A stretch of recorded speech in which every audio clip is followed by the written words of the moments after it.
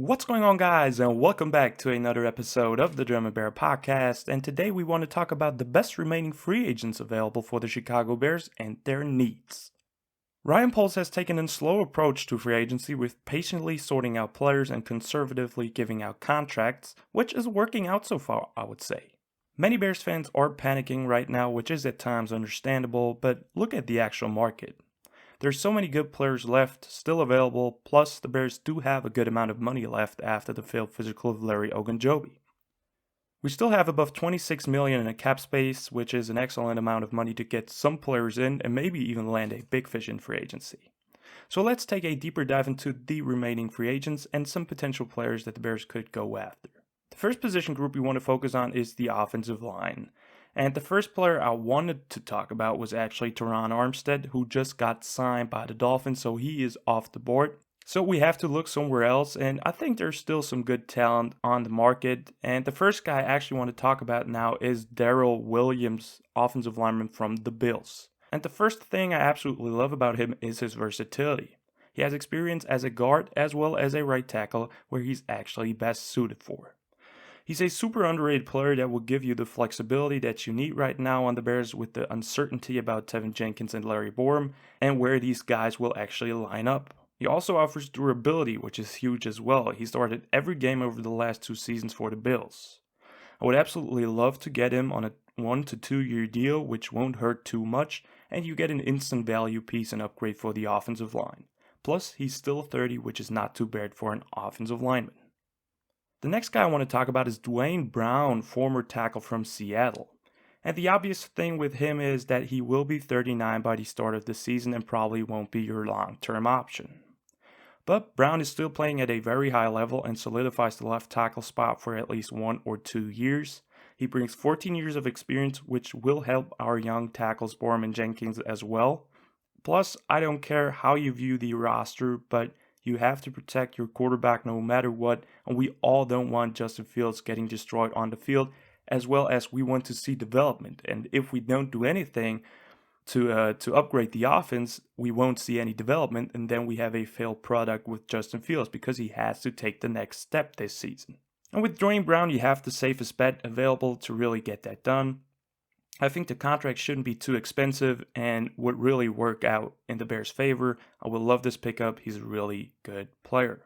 And just to mention a similar situation, this would be Jason Peters. Maybe bring him back for a 1-year deal. I think he played really solid last season and stayed healthy for most of the season. I think this is an option that you have to consider as well. And another older guy at tackle that you could consider is Riley Reef, who's played solid in his career as well, but he wouldn't be a long-term option either. And the last offensive lineman I want to mention is Ereck Flowers, offensive guard from Washington. And the former first-round pick really made a name for himself as a bust early on in his career, and many still have that point of view about him. But since he joined Washington back in 2019, he changed from left tackle to left guard, and really rescued his career and put his name into a better light. He's still young, 28 at the start of the season. He started every game over the last 3 seasons besides 2 in 2020 due to injury. And he's an athletically gifted and physical guard that might make some minor mistakes, but you get a good starter with maybe long-term potential.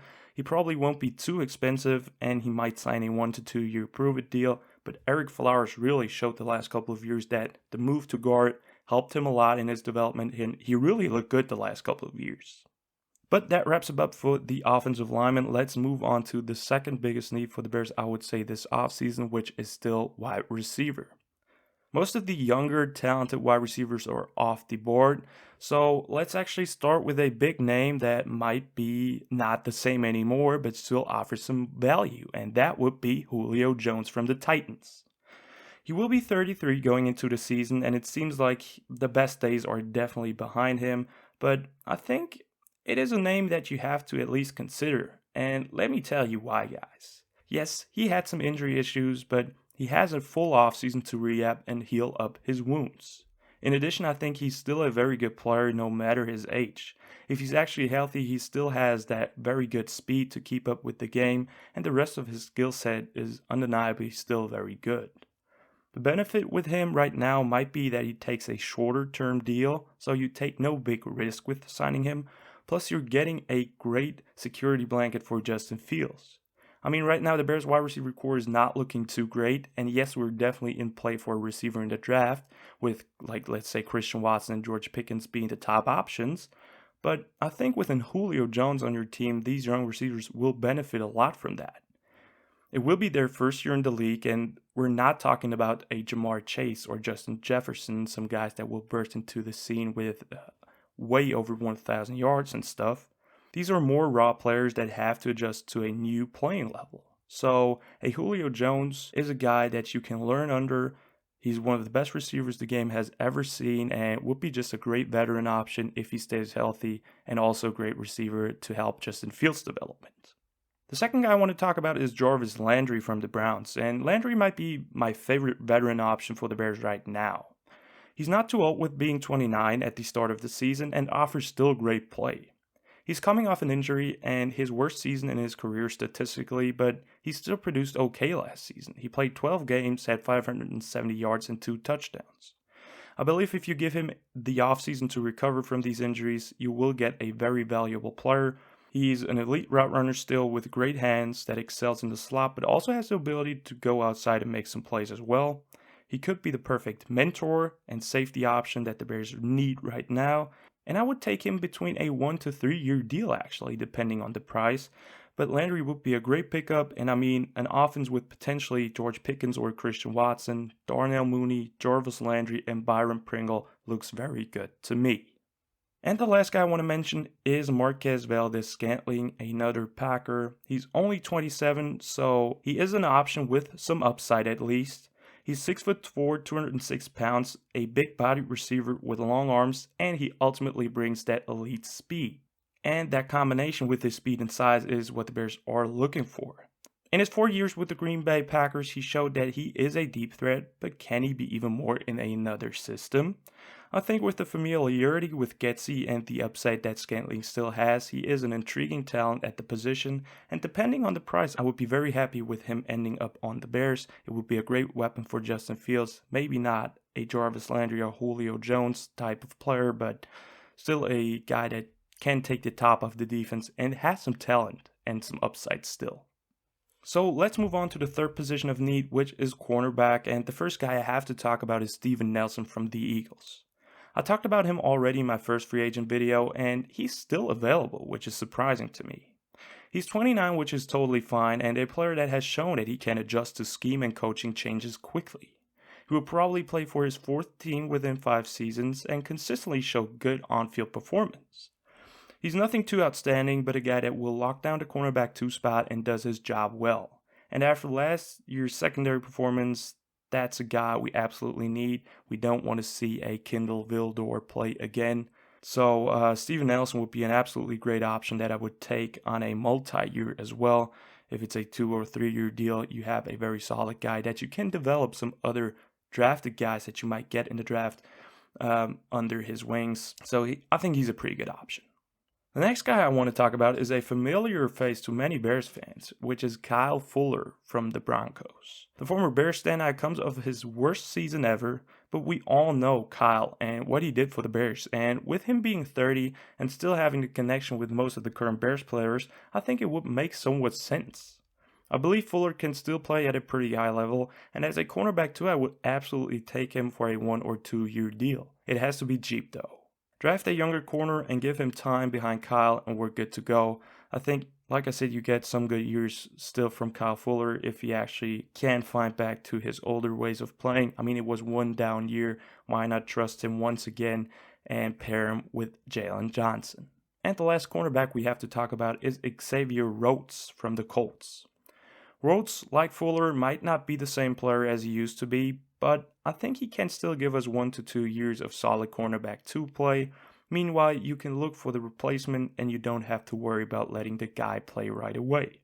Rhodes knows Eberflus's system as well, so I wouldn't mind the pickup at all. I think he's a solid veteran option that gives us experience and, like I said, knows the scheme, knows everything about the 4-3 defense, how Eberflus and Darryl Williams will run it.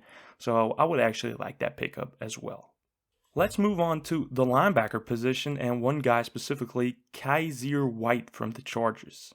Like Steven Nelson, I already talked about him in the last free agent video I did, and White is one of my favorite free agents of this year's offseason because of his age and potential. He's only 26 and is coming off of his best season with 144 tackles, 1 sack, 2 forced fumbles, 2 interceptions, and 3 pass deflections. And he would absolutely complete the linebacker core of Roquan Smith, Nicholas Morrow, and then Kaiser White.